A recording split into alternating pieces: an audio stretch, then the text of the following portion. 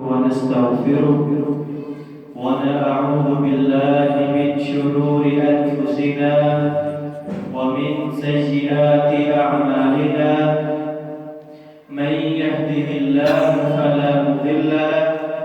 ومن يضلله فلا هادي له وأشهد أن لا إله إلا الله وحده لا شريك له وأشهد أن محمدًا عبده ورسوله صلى الله عليه وسلم. أما بعد فإن خير الحديث كتاب الله وخير الهدي هدي محمد صلى الله عليه وسلم وشر الأمور محدثاتها وكل محدثة بدعة وكل بدعة ضلالة وكل ضلالة في النار. أعوذ بالله السميع العليم من الشيطان الرجيم. يا أيها الذين آمنوا اتقوا الله حق تقاته ولا تموتن إلا وأنتم مسلمون. يا أيها الناس اتقوا ربكم الذي خلقكم من نفس واحدة وخلق منها زوجها وبث منهما رجالا كثيرا ونساء واتقوا الله الذي تساءلون به والأرحام إن الله كان عليكم رقيبا. يا أيها الذين آمنوا اتقوا الله وقولوا قولا سديدا يصلح لكم أعمالكم ويغفر لكم ذنوبكم ومن يطع الله ورسوله فقد فاز فوزا عظيما. أما بعد قال الله تبارك وتعالى في القرآن المجيد فإن مع العسر يسرا إن مع العسر يسرا صدق الله العظيم. ہر قسم کی حمد و ثنا اللہ وحدہ لا شریک کے لیے ہے کہ جس رب عظیم نے اس ساری کائنات کو پیدا کیا مبعوث کیا، پھر اس میں سب سے افضل انسانوں کو اشرف المخلوقات پیدا کیا، پھر انسانوں میں سے سب سے افضل وہ لوگ ہیں جو اللہ رب العزت کے دین کو، علم کو سمجھنے والے، اس پر عمل کرنے والے ہیں۔ درود و سلام آقا دو جہاں میرے اور تمہارے آخری پیغمبر حضرت محمد صلی اللہ علیہ وسلم کہ جنہوں نے اللہ رب العزت کے ہر حکم کو صحیح معنوں میں، ہر حکم کو اللہ کے ہم تک صحیح معنوں میں پہنچانے میں حق ادا کر دیا ہے۔ اسی طریقے سے اللہ رب العزت نے انسانوں کے لیے قرآن کے اندر بہت زیادہ، بلکہ ہر وقت اور ہر معاملے کے حل اور اس کا جو جواب ہے وہ قرآن اور احادیث میں اللہ رب العزت نے بھیج دیا، ادا کر دیا، اتار دیا ہے۔ جو میں نے آپ کے سامنے سورۃ الم نشرح کی 2 آیات 5 نمبر اور 6 نمبر پڑھی ہیں، ان میں اللہ رب العزت ایک قاعدہ بیان کر رہے ہیں انسانوں کے لیے، اشرف المخلوقات کے لیے،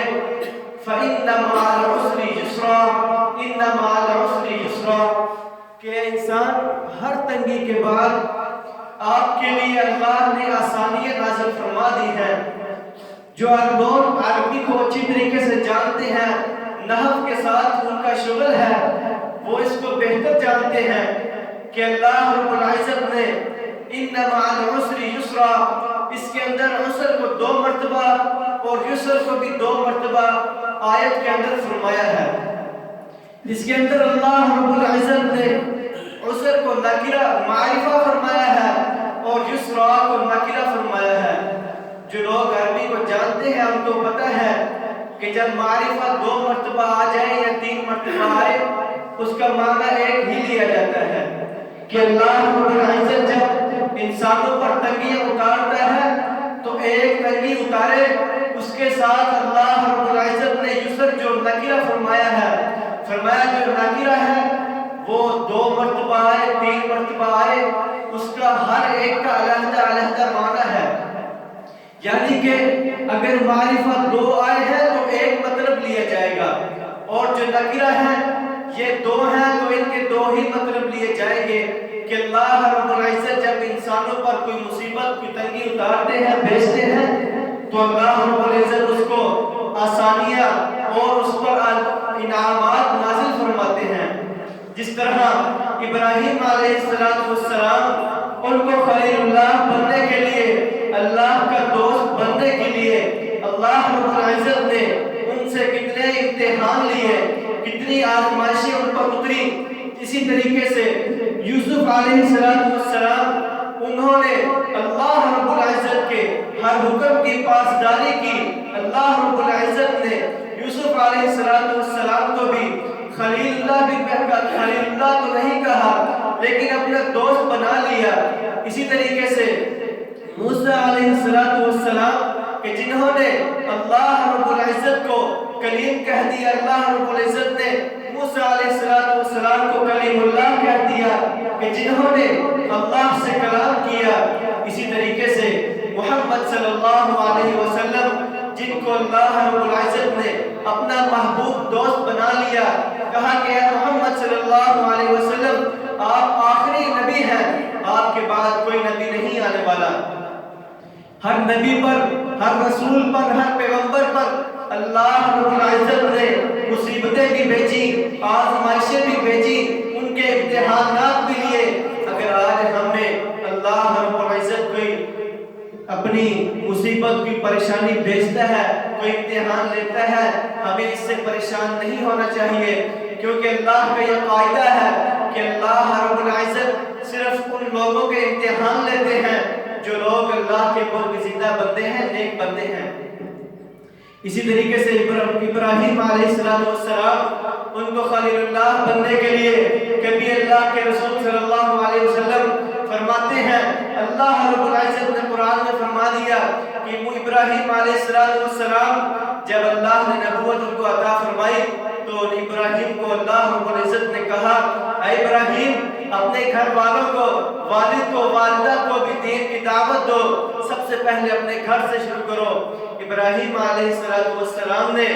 جب اپنے گھر سے دعوت کا کام شروع کیا تو اللہ رب العزت نے ابراہیم کو یہ بتلانا تھا کہ ابراہیم اگر آج تمہیں گھر سے پریشانی آتی ہے پریشان نہیں ہونا, ڈرنا نہیں, اس کام سے ہٹ نہیں جانا بلکہ اس کے اندر لگے رہنا ہے, دین کا کام ہے. اللہ کے رسول صلی اللہ علیہ وسلم کی ایک حدیث ہے کہ اللہ کے رسول صلی اللہ علیہ وسلم نے فرمایا جو اللہ کے راستے میں دین کی دعوت کے لیے نکلتا ہے اگر اسے اس اللہ کے راستے میں موت آ جاتی ہے وہ شہید کا درجہ پاتا ہے. ابراہیم علیہ السلام اپنے والد محترم کو دعوت دیتے ہیں کہ اے والد محترم اللہ کا حکم ہے کہ غیر اللہ کی عبادت نہیں کرنی, بتوں کی عبادت نہیں کرنی. حالانکہ ان کے والد محترم بتوں کو بنانے والے تھے, ان کو بھی پتا تھا یہ تو مورتیاں ہیں, ہمارا یہ کچھ نہیں کر سکتی, نہ یہ بگاڑ سکتی ہیں. آخر ان کے پیچھے کوئی نہ کوئی تو ہے, ان کو بھی پتا تھا, لیکن وہ کہتے الرحیم میں اپنے والدین کا دیا ہوا جو مجھے رسم ہے اس کو میں نہیں چھوڑ سکتا. پھر اللہ کے رسول ابراہیم علیہ السلام ان کو ان کے والد محترم گھر سے نکال دیتے ہیں. پریشانی کے والد کو دین کی دعوت دی, ادھر سے والد نے جھٹلا دیا, آخرکار باپ نے گھر سے نکال دیا اور زیادہ پریشانی ہو گئی کہ اب میں کہاں جاؤں گا, کدھر جاؤں گا. لیکن اللہ کا پہ یہ حکم تھا کہ ابراہیم تم نے پریشان نہیں ہونا, تکلیفیں پریشانیاں آئیں گی, لیکن اللہ کے رسول صلی اللہ علیہ وسلم جس طریقے سے پیغمبر ہیں, ابراہیم تم پر بھی مصیبتیں پریشانی آئی ہیں, تم نے ڈگمگانا نہیں, پریشان نہیں ہونا, اللہ ضرور کوئی نہ کوئی راستہ نکالے گا, تمہیں آسانی عطا فرمائے گا. کیونکہ اللہ کا یہ قاعدہ ہے کہ اگر کسی پر ایک مصیبت آتی ہے اللہ رب العزت کم از کم اس پر 2 آسانیاں نازل فرماتے ہیں. اسی طریقے سے اللہ رب العزت نے ابراہیم علیہ السلام سے ایک اور امتحان لے لیا. انہوں نے علاقے والوں کو دعوت دینا شروع کی, علاقے والوں نے بھی علاقے سے نکال دیا. پھر وہ خود اور اپنی بیوی کو ساتھ لے کر عراق کی طرف چلے جاتے ہیں. جب وہ جاتے ہیں تو اللہ کا حکم ہے، اللہ کے ابراہیم علیہ السلام اللہ سے کہتے ہیں اللہ تو خالق ہے، تو مالک ہے، تو ہی ہمارا داتا ہے، تو نے ہی ہمیں حکم دیا، ہم نے تیرے حکم کی پاسداری کی۔ اے اللہ میرے پاس اولاد نہیں، بیٹا نہیں ہے، مجھے بیٹے کی نعمت سے نواز دے۔ اللہ نے اپنے پیغمبر کو ابراہیم علیہ السلام کو بڑھاپے کی حالت میں بیٹا عطا فرمایا۔ پھر ابراہیم علیہ السلام کو اللہ نے حکم دے دیا ابراہیم اپنے بیٹے کو لو اور اس کی اپنی بیوی کو لو، ان دونوں کو جہاں پر آج اللہ کا گھر ہے، بیت اللہ شریف ہے، ادھر چھوڑ آؤ۔ ابراہیم علیہ السلام ان دونوں کو لیتے ہیں، بیٹے کو بھی لیتے ہیں، اپنی بیوی کو بھی لیتے ہیں، بیت اللہ شریف کی جگہ پر چھوڑ آتے ہیں۔ اب وہ ابراہیم کی بیوی پوچھتی ہے ابراہیم آپ ہمیں کہاں پر چھوڑ کر جا رہے ہیں، جہاں پر نہ کوئی کھانے کی چیز نہ پینے کے لیے کوئی چیز ہے، جنگل بیابان علاقہ ہے، وہاں پر نہ کوئی انسان ہے، وحشی درندے اور ادھر جنگلی جانور موجود ہیں۔ ابراہیم علیہ السلام خاموشی سے واپس جا رہے ہیں۔ ابراہیم کی بیوی پوچھتی ہے ابراہیم کہ اللہ کی طرف سے حکم ہے؟ کہتے ہیں ہاں اللہ نے مجھے حکم دیا کہ اپنی بیوی کو اور اپنے بیٹے کو لو اور انہیں ایک بیابان علاقے میں چھوڑ کر آ جاؤ۔ یہ بیوی نے اپنے خاوند کی حکم کی پاسداری کی، اس کے ساتھ بدتمیزی نہیں کی، اس کے ساتھ لڑائی جھگڑا نہیں کیا۔ ادھر بھی اللہ رب العزت نے خاوند اور بیوی کے لیے یہ قاعدہ بیان کر دیا کہ جس طرح سے ابراہیم علیہ السلام اور ان کی بیوی نمونہ ہے، اس طریقے سے آج سارے امتی اس طریقے سے نمونہ بن جائے کہ اللہ کا جہاں پر حکم آ جائے اس کی پاسداری کی جائے، جہاں پر غیر اللہ کا حکم ہو اس کو ترک کر دیا جائے، چھوڑ دیا جائے۔ اسی طرح ابراہیم علیہ السلام کا بیٹا جوان ہوتا ہے، اللہ کا ایک اور حکم آتا ہے کہ ابراہیم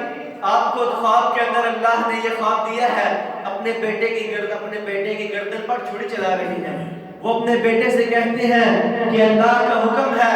مجھے خواب میں دکھلایا گیا کہ میں آپ کی گردن پر چھری چلا رہا ہوں۔ جوان بیٹا ہے، آج اگر کسی کے باپ کو کہہ دیا جائے کہ اپنے بیٹے کو کسی مجاہدین کی ٹریننگ کے لیے بھیج دو اور کسی فوج کے اندر بھیج دو، اس نے فلانے علاقے میں جا کے مارکا لڑنا ہے، اس نے شہید ہو جانا ہے، واللہ بہت کم لوگ ہیں جو اس کام کے لیے تیار ہوتے ہیں۔ وہ کہتے ہیں کہ میرا تو ابھی جوان بیٹا ہے، ابھی تو اس نے میرے بڑھاپے میں کام آنا ہے۔ ابراہیم علیہ السلام کہ جنہوں کو اللہ نے اپنا خلیل بنایا اس سے حکم کی بھی پاسداری کرتے ہیں۔ اللہ کا حکم ہے کہ اپنے بیٹے کی گردن پر چھری چلا دو۔ بیٹا بھی اپنے باپ کو یہ نہیں کہہ رہا کہ اے باپ تو کیا کہہ رہا ہے، تو پاگل ہو گیا ہے، نہیں، بیٹے نے کہا ہاں ٹھیک ہے، جس طریقے سے اللہ نے آپ کو خواب میں دکھلا دیا ہے میں آپ اللہ کا اور آپ کے حکم کو ماننے والا ہوں، جس طرح آپ کہیں گے میں اس کام کو کر ڈالوں گا۔ باپ نے بیٹے سے بات کی اور بیٹے نے باپ کے حکم کی نافرمانی نہیں کی۔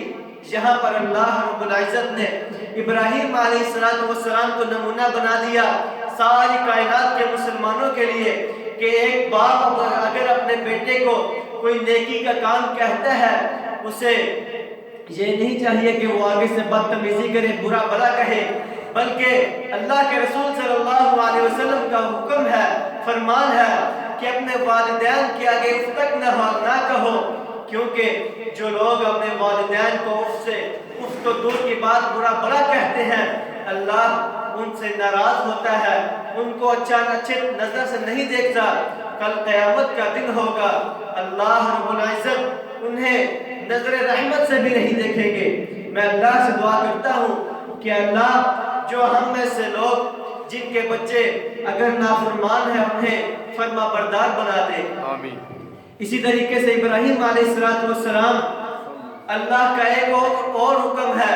کہ جب ابراہیم علیہ السلام کو آگ میں پھینکا جا رہا تھا، علاقے والے آگ میں پھینک رہے ہیں، یہ اللہ رب العزت نے ابراہیم علیہ السلام کو کہہ دیا ابراہیم آپ نے پریشان نہیں ہونا، ڈرنا نہیں، حسبنا اللہ و نعم الوکیل کہہ دینا، یہ آگ تمہارے لیے ٹھنڈی ہو جائے گی، اتنی زیادہ سرد نہیں ہوگی کہ آپ سردی کی وجہ سے فوت ہو جائے۔ اللہ نے اتنی جھٹ کر دی کہ جتنی انسان کا جسم اس کو سکون، اس کو راحت حاصل ہوتی ہے۔ پھر اللہ رب العزت نے ابراہیم علیہ السلام کے ہر امتحان میں ان کو پاس دیکھا، پاسنگ مارکس میں اللہ رب العزت نے خلیل اللہ کا لقب عطا فرما دیا۔ موسیٰ علیہ السلام کو دیکھ لیں، اللہ رب العزت نے ان کو کلیم اللہ کہہ دیا کہ اللہ کے ساتھ انہوں نے کلام کر لیا ہے۔ جب موسیٰ علیہ السلام ابھی پیدا نہیں ہوئے، اپنی والدہ کی پیٹ میں ہے، والدہ پریشان ہے کہ پتہ نہیں میرے ساتھ اور میرے بچے کے ساتھ کیا ہونے والا ہے۔ بچہ پیدا ہوتا ہے اور اس کو ایک صندوق لے کر سمندر کی لہروں کے سپرد کر دیتی ہے کہ جاؤ بیٹا، اللہ کے سپرد میں آپ کو کر رہی ہوں۔ اللہ ہی ہے جو مشکل کشا ہے، جو آپ کو بچانے والا ہے، جو آپ کو مجھ تک پہنچانے والا ہے۔ وہی ہوا کہ فرعون اس وقت کا جو بادشاہ تھا، اس نے اس کے حواریوں نے کیا دیکھا کہ ایک سمندر کے اندر باکس ہے، صندوق ہے، اور وہ سمندر کے اوپر تہ رہا ہے۔ پھر وہ فرعون کے حواریے پولیس والے، اس کے سیکیورٹی گارڈ اس کو پکڑتے ہیں، اور جب اس کو پکڑتے ہیں تو اس کے اندر ایک بچہ ہے جس کو اللہ رب العزت نے فرعون کے گھر میں اس کی پرورش کی۔ وہ فرعون کہ جو کہتا تھا کہ اس علاقے کے اندر اگر کوئی بچہ پیدا ہوگا اسے قتل کر دیا جائے گا، لیکن اللہ رب العزت نے موسیٰ علیہ السلام کو اسی فرعون کے گھر میں پرورش کی کہ جس نے کہا تھا کہ میں کسی بچے کو زندہ نہیں دیکھنا چاہتا، لیکن موسیٰ علیہ السلام کی پرورش اسی فرعون نے کی تھی۔ موسیٰ علیہ السلام کو جب اللہ رب العزت کی طرف سے حکم آتا ہے کہ اللہ کے رسول اللہ رب العزت موسیٰ علیہ السلام سے کہتے ہیں کہ موسیٰ اپنے علاقے والوں کو، اپنے فرعون کو، دوسرے لوگوں کو دین کی دعوت دو، دین کی تبلیغ دو، لیکن ان میں سے کوئی لوگ جو مان گئے، کچھ لوگوں نے نہ مانی۔ اسی طرح جب موسیٰ علیہ السلام اور ان کے لشکر والے فرعون سے بھاگ کر سمندر کی طرف جا رہے تھے، جب بھاگتے بھاگتے آگے سمندر آ گیا، پیچھے سے فرعون کے لشکر چڑھ آئے، لیکن اللہ رب العزت نے اپنے پیغمبروں کو، اپنے نیک لوگوں کا امتحان اس طریقے سے لیا۔ اللہ اکبر، آگے سمندر ہے، پیچھے فرعون کے لشکر ہے، اللہ رب العزت نے موسیٰ علیہ السلام کو حکم دیا ہے، موسیٰ اس لاٹھی کو جو آپ کے پاس موجود ہے، اس لاٹھی کو اس سمندر کے اوپر مارو، لیکن فرعون جو آپ پر چڑھ آیا ہے وہ آپ کو نقصان نہیں پہنچائے گا۔ وہی فرعون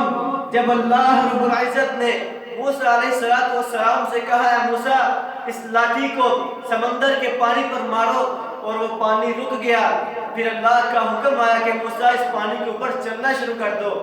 جب موسیٰ علیہ السلام اور ان کا لشکر اس پانی پر چل رہے تھے، گزر رہے تھے، اللہ کے حکم سے اس پانی کو پتھر اور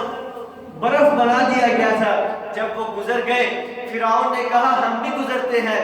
لیکن اللہ نے اپنے پیغمبروں کو، نبیوں کو، رسولوں کو بچانا ہوتا ہے، ان کا صرف امتحان لینا ہوتا ہے۔ اللہ رب العزت نے جب وہ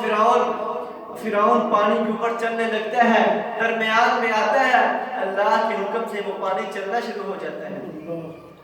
یہ اللہ کا حکم ہے کہ جب جو لوگ اللہ کے نیک بندوں کے ساتھ برا سلوک کرتے ہیں، انہیں برا بھلا کہتے ہیں، ایک نہ ایک دن ان پر اللہ کی آزمائش ضرور آتی ہے۔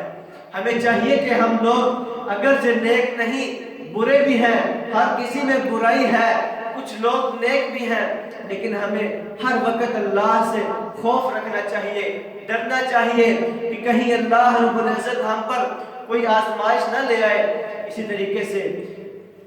یوسف علیہ السلام کہ جن کو ان کے بھائیوں نے ایک کنویں کی زد میں کر دیا، سچی دیکھا جائے تو ایسے ہے کہ جیسے وہ ان کو قتل کر دیا گیا ہے، لیکن اللہ رب العزت نے اپنے نبیوں کو، پیغمبروں کو بچانا ہوتا ہے، ان سے دین کا کام لینا ہوتا ہے۔ اللہ کے حکم کے ذریعے سے یوسف علیہ السلام کبھی سمندر میں، کنویں میں گر رہے ہیں، اور کبھی بازاروں میں بک رہے ہیں، اور کبھی وہی نبی اور رسول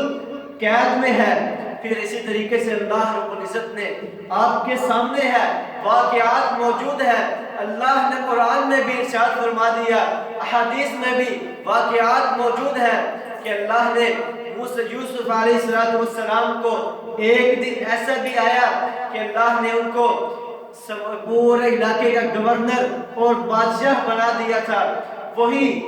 یوسف علیہ السلام تھے کہ جن کو کبھی اللہ کے حکم سے کنویں میں گرایا جا رہا ہے، صرف اس لیے کہ بھائی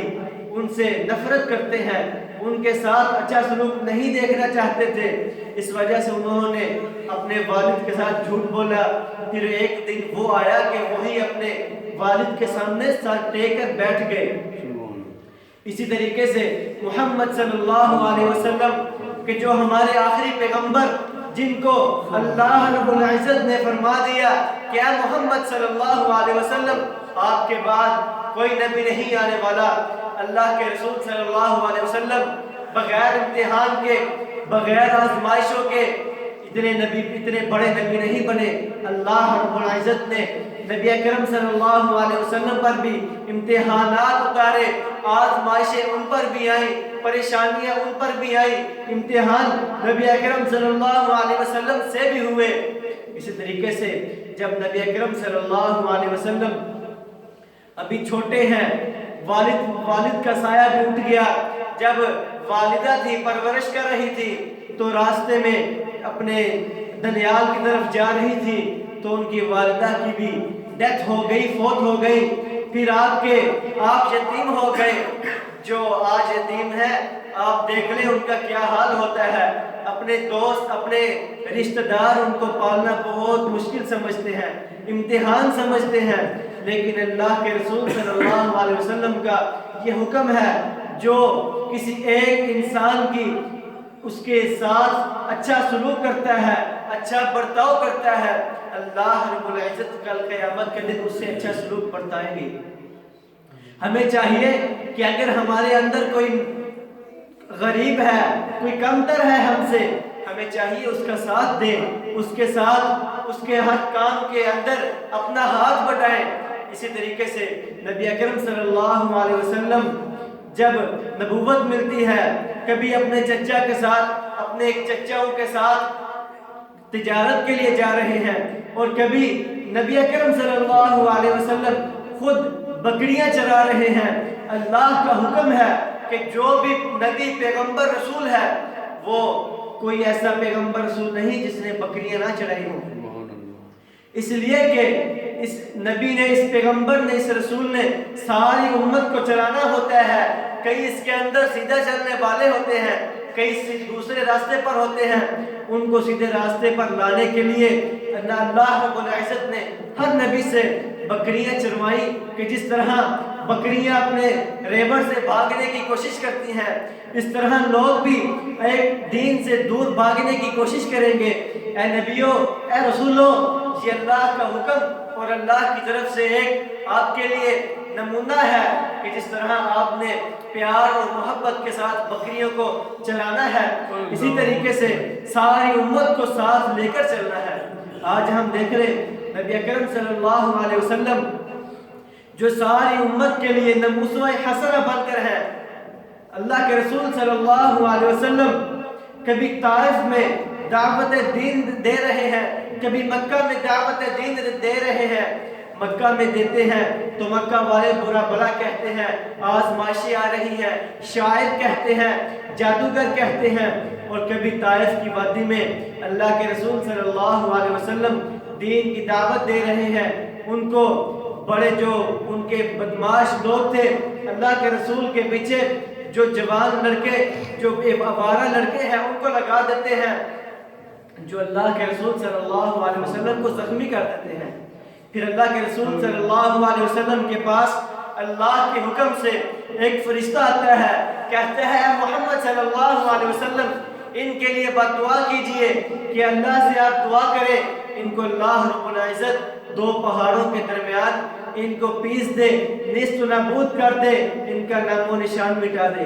لیکن اللہ نے اپنے نبیوں سے وعدہ کیا ہے کہ آپ پر آزمائشیں آئیں گی، پریشانیاں آئیں گی، ان مع العسر یسرا، ہر تنگی کے بعد اللہ رب العزت نے آسانیاں رکھی ہیں۔ وہی ہوا اسی طائف کی وادی میں سے اللہ کے رسول صلی اللہ علیہ وسلم کی احادیث بیان کرنے والے اللہ کے رسول صلی اللہ علیہ وسلم کے سپاہی اسی طائف کی وادی میں سے ہیں۔ کچھ لوگ اللہ کے رسول صلی اللہ علیہ وسلم سے یہ کہتے تھے کہ اللہ کے رسول آپ نے ان کے لیے بد دعا کر دینی تھی، تو اللہ کے رسول صلی اللہ علیہ وسلم نے فرمایا کہ اے صحابیوں، اے جبرائیل، مجھے اللہ کے حکم پر یہ اعتماد ہے، مجھے پاور ہے، مجھے اللہ کا حکم یاد ہے کہ ان مع العسر یسرا، کہ ہر تنگی کے بعد اللہ رب العزت آسانیاں پیدا کرتا ہے۔ اسی طریقے سے اگر آج ہم نے کوئی پریشانی، کوئی مصیبت، کوئی آزمائش آتی ہے، ہمیں پریشان نہیں ہونا چاہیے۔ اسی طریقے سے اللہ کے رسول صلی اللہ علیہ وسلم، آپ کے صحابہ ابو بکر رضی اللہ عنہ، عمر رضی اللہ عنہ، ہر صحابی کو آپ دیکھ لیں، ہر صحابی، ہر پیغمبر، اللہ کے جو نیک لوگ ہیں، آپ ان کی تاریخ پڑھ کر دیکھ لیں کہ اللہ نے ان پر آزمائشیں بھی اتاری، ان سے امتحانات بھی لیے ہیں۔ اگر آج ہم میں کوئی اللہ کی طرف سے آزمائش آتی ہے، کوئی پریشانی آتی ہے، ہمیں اس سے پریشان نہیں ہونا چاہیے۔ اللہ کے رسول صلی اللہ علیہ وسلم نے فرمایا کہ کچھ لوگ نماز کو اپنے اوپر مصیبت سمجھتے ہیں، کیونکہ یہ اللہ کا حکم ہے کہ جو لوگ اللہ کے راستے میں اللہ کے حکم سے 5 وقت نماز ادا کرتے ہیں، اللہ رب العزت ان کو اپنے عرش کا سایہ نصیب فرمائیں گے۔ اسی طریقے سے سردیوں کے دنوں میں خاص کر وضو کرنا بہت مشکل لگتا ہے۔ اللہ کے رسول صلی اللہ علیہ وسلم کی یہ حدیث ہے، آزمائش کے بعد آسانیاں ہے۔ فرمایا کہ اللہ رب العزت نے اگر آپ وضو کرتے ہیں تو اللہ کا حکم ہے کہ جہاں جہاں پر آپ کا وضو والا پانی لگے گا، اللہ کل قیامت کے دن آپ کو اس جگہ پر جہاں پر آپ کا وضو والا پانی لگا ہے، کل قیامت کے دن سونے کے ساتھ اس جگہ کو بھر دیں گے۔ بازو اگر آپ دھوتے ہیں کوہنیوں تک یا اس سے اوپر، تو اللہ کے رسول صلی اللہ علیہ وسلم کا حکم ہے کہ اللہ رب العزت کل قیامت کے دن آپ کو جہاں تک آپ بازو دھوئیں گے تو تک سونا پہنا دیں گے۔ آج ہم دیکھ لیں اس دنیا کے اندر اگر ہم کوئی نیک کام کرتے ہیں، کوئی اچھا کام، جتنا مرضی اچھے سے اچھا کام کر لے، کوئی اتنا بڑا ہمیں انعام نہیں دینے والا، جتنا بڑا انعام اللہ کی ذات دینے والی ہے۔ اسی طرح اللہ کے رسول صلی اللہ علیہ وسلم نے فرمایا کہ جو لوگ گھر سے باوضو ہو کر نماز کے لیے جماعت نماز کے لیے گھر سے نکلتے ہیں، مسجد میں پہنچتے ہیں، اللہ کے رسول صلی اللہ علیہ وسلم کی حدیث ہے کہ وہ بندہ وضو کرتا ہے، گھر سے نکلتا ہے، مسجد میں جب تک بیٹھا رہتا ہے جب تک مسجد سے نکل نہیں جاتا۔ فرمایا گھر سے نکلنے سے لے کر مسجد سے نکلنے تک وہ اس طرح ہے جس طرح وہ نماز کی حالت میں ہے۔ آج ہم اسے اپنے اوپر آزمائش سمجھتے ہیں، مصیبت سمجھتے ہیں، لیکن اللہ رب العزت نے اس کے پیچھے جو انعام جو اللہ کی طرف سے اس کے پیچھے پروٹوکول ہے ہم اسے نہیں دیکھتے۔ اسی طریقے سے اللہ کے رسول صلی اللہ علیہ وسلم کی حدیث ہے کہ جو منافق لوگ ہیں، اللہ کے رسول صلی اللہ علیہ وسلم فرماتے ہیں جو منافق ہیں ان پر 2 نمازیں سب سے بھاری ہیں۔ آج ہم دیکھ لیں، ہم اپنے آپ کو مسلمان، اہل حدیث کہنے والے، اہل اسلام والے کہنے والے ہیں، اسلام کے ٹھیکیدار بنے ہوئے ہیں۔ ہم کہتے ہیں کہ ہم ہی اسلام کو چلانے والے ہیں، ہمارے علاوہ اسلام نہیں چلتا۔ لیکن اگر ہم اللہ کے رسول صلی اللہ علیہ وسلم کی احادیث کی طرف دیکھتے ہیں، ہمیں افسوس ہوتا ہے کہ شاید کہ ہم لوگ ان منافقوں میں تو نہیں۔ اللہ کے رسول صلی اللہ علیہ وسلم کا حکم ہے کہ منافقوں پر 2 نمازیں سب سے باری ہیں، وہ فجر کی نماز اور عشاء کی نماز ہے۔ آج ہم اپنے کاروبار کو کرتے بھی ہیں لیکن اس میں بھی پریشانی ہے، مصیبتیں آتی ہیں، لیکن جب فجر کی نماز کا ٹائم ہوتا ہے ہم سوئے ہوتے ہیں۔ ایک حدیث میں اللہ کے رسول صلی اللہ علیہ وسلم نے فرمایا کہ جو فجر کے بعد کا ٹائم ہے اللہ اپنے بندوں پر فرشتے بھیجتا ہے جو بندوں پر رزق تقسیم کرتے ہیں. اس وقت کچھ لوگ سوئے ہوتے ہیں. ہمیں چاہیے کہ جس طرح ہمیں تھوڑی سی مشقت اٹھانی پڑتی ہے، اللہ رب العزت کا یہ قاعدہ ہے انما العسر یسرا کہ ہر پریشانی کے بعد، مصیبت کے بعد، آزمائش کے بعد اللہ اپنے بندوں پر انعامات کی بارش کرتا ہے. اللہ نے مسلمانوں، اسلام والوں سے، اہل ایمان سے یہ کہہ دیا کہ اے ایمان والوں، اللہ نے تم پر 2 نمازیں ایسی فرض کر دی ہیں، اگر آپ ان کی پابندی کرو گے تو کل قیامت کے دن اللہ رب العزت اپنے عرش کے قریب ان کو کھڑا کرے گا. وہ 2 نمازیں فجر کی نماز اور عشاء کی نماز ہے. اسی طریقے سے جس ٹائم ہم لوگ مصروف ہوتے ہیں، عصر کی نماز کا ٹائم ہوتا ہے، اس وقت اللہ کے رسول صلی اللہ علیہ وسلم نے احادیث کے اندر موجود ہے، فرمایا جو لوگ عصر کی نماز کو لیٹ کرتے ہیں، اس کو جلدی نہیں ادا کرتے، اللہ رب العزت ان کے رزق کے اندر تنگی کر دیتا ہے. آج ہم دیکھ لیں، ہم میں سے ہر دوسرا بندہ پریشان ہے، مال کی وجہ سے پریشان ہے کہ مجھے 10 پیسے آتے ہیں تو پتہ نہیں چلتا، میری تنخواہ آتی ہے تو پتہ نہیں چلتا کہاں پر چلی جاتی ہے، آتی بعد میں ہے لیکن لگ پہلے جاتی ہے. اسی وجہ سے کہ ہم نے اللہ کے رسول صلی اللہ علیہ وسلم اور اللہ کے بتلائے ہوئے قواعد کو چھوڑ دیا، اللہ کے بتلائے ہوئے انعامات کو ترک کر دیا. ہم نے سمجھا کہ شاید کہ ان کو پڑھ کر ہمیں دنیا ہی ملنی ہے. واللہ دنیا میں بھی عزتیں ملیں گی اور آخرت میں بہت بڑے انعامات ہیں. اللہ کے رسول صلی اللہ علیہ وسلم نے فرمایا کہ جو بندہ 5 وقت نمازیں ادا کرتا ہے، باجماعت نمازیں ادا کرتا ہے، اللہ رب العزت اس سے دوستی لگا لیتا ہے. جس طریقے سے اللہ رب العزت نے ابراہیم علیہ السلام کو خلیل اللہ کہہ دیا، اسی طریقے سے اللہ رب العزت نے فرمایا جو لوگ 5 وقت باجماعت نماز ادا کرتے ہیں، اللہ ان کے ہر کام کے اندر ہاتھ بٹاتا ہے. ہمیں چاہیے کہ ہم جب بھی اللہ کے حضور نماز کے لیے آئے تو باجماعت نماز ادا کریں. ہاں ہم میں سستیاں بھی ہیں، ہمیں ان سستیوں کو، پریشانیوں کو دور کرنا چاہیے، ترک کر دینا چاہیے. یہ ساری زندگی مصیبتیں، پریشانیاں آئیں گی، لیکن اللہ کا حکم ہے کہ مصیبتیں اور پریشانیاں انہی لوگوں پر آتی ہیں جو اللہ کے نیک لوگ ہیں. آپ دیکھتے ہیں ابو ہریرہ رضی اللہ عنہ جو اللہ کے رسول صلی اللہ علیہ وسلم کے ایک غلام، آزاد کردہ غلام بھی ہیں، اللہ کے رسول صلی اللہ علیہ وسلم کے دوست بھی ہیں، صحابی بھی ہیں، جنہوں نے اللہ کے رسول صلی اللہ علیہ وسلم کی سب سے زیادہ احادیث بیان کی ہے، جن کی احادیث 5000 سے زائد احادیث جو آج ہم کتابوں کے اندر پڑھتے ہیں. صحیح البخاری کے اندر 5000 سے زائد ابو ہریرہ رضی اللہ عنہ کی احادیث موجود ہیں. آپ ان کی ہسٹری کو، تاریخ کو پڑھ کر دیکھ لیں کہ اللہ رب العزت نے ان سے کتنے بڑے امتحانات لیے. کبھی ان کے پاس کھانے کے لیے کوئی چیز نہیں،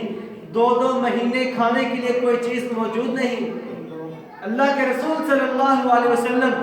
آپ کی بیوی زوجہ فرماتی ہیں کہ ہمارے گھر میں 2 ماہ چولہا نہیں چلا کرتا تھا. آج ہم دیکھیں ہمارے گھروں میں 3 4 وقت چولہے چلتے ہیں، لیکن اللہ کے پیغمبر جن کو اللہ رب العزت نے دنیا میں ارشاد فرما دیا ہے، نبی آپ ساری زندگی کوئی نیک عمل نہ بھی کریں، اس کے باوجود بھی آپ جنتی ہیں. اللہ کے رسول صلی اللہ علیہ وسلم نبی ہیں اور اللہ نے جنتی قرار دے دیا کہ اے نبی کوئی نیکی نہ بھی کرو، میں آپ سے راضی ہوں. رضی اللہ عنہم ورضوا عنہ. فرمایا، آپ کی زوجہ فرماتی ہیں، عائشہ رضی اللہ عنہ فرماتی ہیں ہمارے گھر میں 2 ماہ چولہا نہیں چلا کرتا تھا. یہ بھی پریشانی ہے، آزمائش ہے اللہ کی طرف سے، لیکن انہوں نے اللہ کے ساتھ کسی کو شریک نہیں کیا، کسی کو اللہ کے ساتھ شریک نہیں کیا. اسی طریقے سے ابو ہریرہ رضی اللہ عنہ جو اللہ کے بڑے ہی پیارے حبیب بھی ہیں۔ فرمایا ابو ہریرہ رضی اللہ عنہ جب ان کو بھوک لگتی تو اللہ کے رسول صلی اللہ علیہ وسلم کے پاس آ جایا کرتے تھے کہ اللہ کے رسول شاید کہ مجھے اس حالت میں دیکھ کے کچھ نہ کچھ کھانے کے لیے عطا کرتے۔ فرماتے ہیں ابو ہریرہ رضی اللہ عنہ جب مجھے بھوک لگ جاتی، اتنی شدید لگتی کہ میں کئی بار رستے کے اندر بے ہوش ہو جاتا، گر جاتا۔ آج ہم دیکھ لیں، ہم میں سے کوئی دین کی تعلیم کے لیے اتنی مصیبتیں آزمائشیں نہیں اٹھاتا، لیکن ہم کہتے ہیں کہ ہم دین کے ٹھیکیدار ہیں، ہمارے ساتھ جو اللہ نے علم عطا فرما دیا بس وہی علم ہے۔ نہیں، اللہ نے اپنے پیغمبروں کو جس طریقے سے اپنا خلیل بنایا، کلیم بنایا، اس طرح ہمیں بھی بنا سکتا ہے کہ اگر ہم اللہ کے ہر حکم کی پاسداری کریں، جس طرح یہ اللہ رب العزت نے بلال حبشی رضی اللہ عنہ، اللہ کے رسول صلی اللہ علیہ وسلم جب عرش پر گئے تو اللہ کے رسول صلی اللہ علیہ وسلم کو جب جنت کی سیر کروائی گئی تو اللہ کے رسول صلی اللہ علیہ وسلم سے آگے بلال حبشی کے قدم جو آواز آ رہی تھی، اللہ کے رسول صلی اللہ علیہ وسلم نے فرشتوں سے پوچھا کہ یہ کس کے چلنے کی آواز آ رہی ہے؟ تو فرماتے ہیں کہ بلال حبشی چلتے آج زمین پر ہیں، زمین پر قدم چلاتے ہیں، چلتے ہیں، لیکن ان کی آواز، ان کی آہٹ اللہ رب العزت نے جنت میں عطا فرمائی ہے۔ پھر اللہ کے رسول صلی اللہ علیہ وسلم اب بلال حبشی سے زمین پر جب آتے ہیں، عرش سے نیچے آتے ہیں تو بلال حبشی سے پوچھتے ہیں بلال تم وہ کون سا نیک عمل کرتے ہو کہ جس کی وجہ سے اللہ رب العزت نے تمہارے قدموں کی آواز جنت میں پہنچائی ہے؟ فرماتے ہیں کہ میں تو کوئی نیک عمل نہیں کرتا، میں تو جو آپ نے حکم دیا میں اس کی پاسداری کرتا ہوں، ہاں صرف اتنا ساتھ کرتا ہوں کہ جب میں باوضو ہوتا ہوں، وضو کرتا ہوں، ساتھ 2 نفل نماز ادا کر لیتا ہوں۔ آج ہمیں مشکل اور دقت مصیبت نظر آتی ہے کہ وضو کر کے ہم بیٹھ جاتے ہیں نماز کے لیے، ہمیں نہیں معلوم کہ اللہ نے اس کا کتنا بڑا انعام رکھا ہے۔ اللہ کے پیغمبر جنت کی سیر کر رہے ہیں، اللہ کے رسول صلی اللہ علیہ وسلم سے آگے قدموں کی آواز بلال حبشی کی ہے۔ وجہ کیا ہے کہ جب بھی باوضو ہوتے، جب بھی انہوں نے وضو کرنا ہوتا، اس کے بعد 2 رکعت نماز ادا کرتے۔ ہمیں دیکھنے میں تھوڑی سی دقت محسوس ہوتی ہے، لیکن اجر کتنا بڑا ہے ہمیں اس کا نہیں پتا ہوتا۔ اسی طریقے سے نبی اکرم صلی اللہ علیہ وسلم نے فرمایا کہ جو جمعہ کی نماز ہے، جمعہ کی نماز کے لیے اللہ رب العزت نے ہر انسان کو، یہ اللہ رب العزت نے انسانوں کے لیے عید کا دن قرار دیا ہے۔ اللہ نے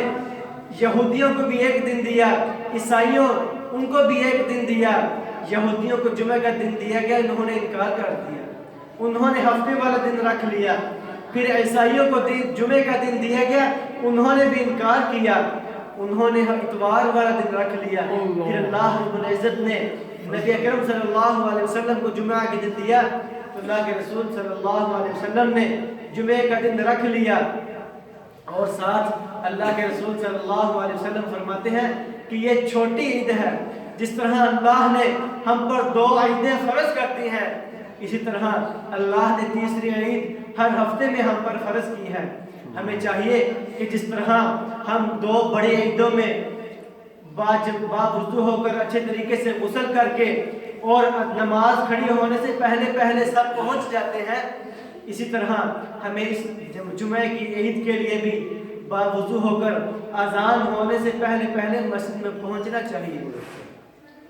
دیکھنے میں تھوڑی سی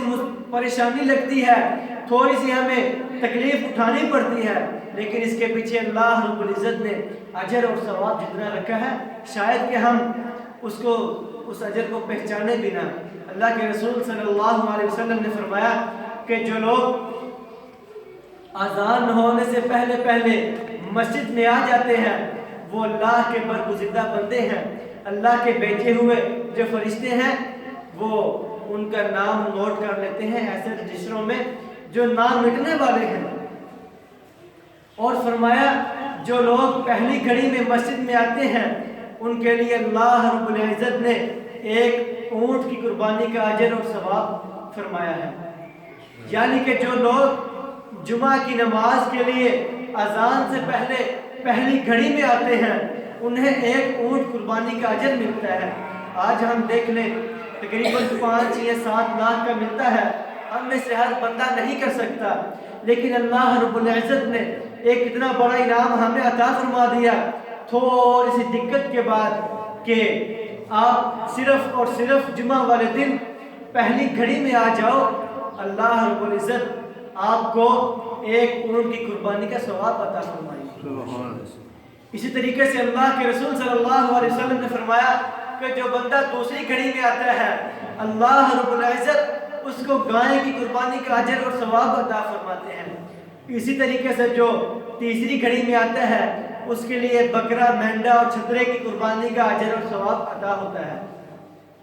اور اسی طریقے سے نبی اکرم صلی اللہ علیہ وسلم نے فرمایا آہستہ آہستہ اجر اور ثواب اور نیکیوں میں کمی آنا شروع ہو جاتی ہے. پھر فرمایا کہ جو لوگ اذان ہونے کے بعد مسجد میں آتے ہیں وہ جمعہ کے لیے تو آ جاتے ہیں، لیکن جو اللہ کے بھیجے ہوئے فرشتے اور رجسٹر لے کر آتے ہیں ان میں ان کا نام درج نہیں ہوتا. ہمیں چاہیے کہ ہم ہر جمعہ اذان ہونے سے پہلے پہلے اللہ کی مسجد میں، اللہ کے جو گھر ہیں ان میں پہنچ جایا کریں. اسی طریقے سے نبی اکرم صلی اللہ علیہ وسلم نے ایک اور حدیث میں فرمایا کہ جو بندہ ایک جمعہ سے لے کر دوسرے جمعہ تک گناہ کبیرہ نہیں صغیرہ گناہ کرتا ہے، چھوٹے گناہ کرتا ہے، کبھی کسی کو برا بھلا کہہ دیا، گالی دے دی، فرمایا ایک جمعہ سے لے کر دوسرے جمعہ تک اللہ رب العزت اس کے سارے گناہ معاف کرتا ہے، صرف اس وجہ سے کہ وہ جمعہ کے لیے باجماعت مسجد میں ادا کرتا ہے. ہمیں تھوڑی سی دقت ادا ہوتی ہے، فرمایا اللہ کے رسول صلی اللہ علیہ وسلم نے تھوڑی سی ہمیں پریشانی ہوتی ہے، اس کے لیے تیاری کرنی پڑتی ہے، کیونکہ اللہ کا یہ قاعدہ ہے ان مع العسر یسرا، ہر تنگی کے بعد، مصیبت کے بعد، آزمائش کے بعد، پریشانی کے بعد اللہ اپنے بندوں کو انعامات سے نوازتا ہے. اللہ رب العزت نے، اللہ کے رسول صلی اللہ علیہ وسلم نے فرما دیا ہے، ہمیں یہ اس چیز پر عمل کرنا چاہیے، اس حدیث پر عمل پیرا ہونا چاہیے کہ ایک جمعہ سے لے کر دوسرے جمعہ تک اگر ہم سے کوئی چھوٹا گناہ ہو جاتا ہے اللہ اسے معاف کرنے والا ہے. اور ایک حدیث میں ہے کہ ایک نماز سے لے کر دوسری نماز تک اگر اس سے کوئی گناہ ہو جاتا ہے، کسی کو تھپڑ مار دیتا ہے، برا بھلا کہہ دیتا ہے، اس کو وضو کرنے کی وجہ سے، کلی کرنے کی وجہ سے اس کے سارے گناہ مٹا دیے جاتے ہیں. اللہ رب العزت ہمیں ہر نیک کام کو کرنے کی اور ہر برے کام سے بچنے کی توفیق عطا فرمائے.